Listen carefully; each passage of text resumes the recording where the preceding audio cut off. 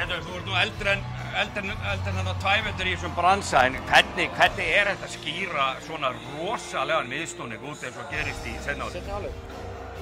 Þeir hittu bara öllu og það bara gangi þeim bara vel í þessu baráttu og þú veist, ef að besti maðurinn hjá ykkur hefði meiðst og Remi hefði verið heill á að vinna þetta 3-0, þannig að þetta er bara svona, örlögin tóku bara í þetta og þess vegna erum við, þú veist, í þessari stöðu. En þið byrjuðu betur, þið voru mun betri til að byrja með. Það hefur ekkert að segja í þessu. Það skiptir máli að klára þetta, þeir kláruðu þetta og vildu þetta meira. Einhver máli fyrir þá að komast, þó var ekki nema einu stig yfir í hálfleik, skiptir það ekki máli? Ég hef ekki græn einhverjum, sko. Kannski, það var klárlega.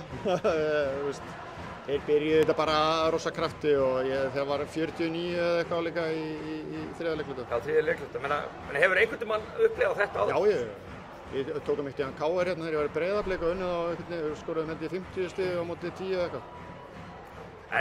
En þið getið borið höfuð mjög hátt eftir þetta tímabil, verðið bikarmeistarar og þú getur alveg haldið í fram að ef þú hefðir haft þína hersveit Remi með, að þá hefði þetta jafnvel farið öðruvís, en auðvitað er aldrei hægt að segja það. En ertu ekki bara ánægður með tímabilið samt? Sko, í Keflavík erum við að reyna að vinna titla, en við erum ekki að reyna að enda í 4. sæti, þannig að þetta er ekki alveg nógu gott tímabil. Nei, en þú veist það eins og þú segir, að missa ykkar besta leikmann, það er rosalega tök, en samt takið þetta í oddaleik.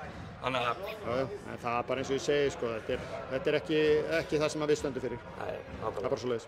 En framhaldið, þú heldur væntanlega áfram með þetta lið? Ég er með 2 ára samning á 1 ár eftir, þannig að, þú veist, vonandi taka þær ekki bara með að þessu leik. Takk fyrir. Takk.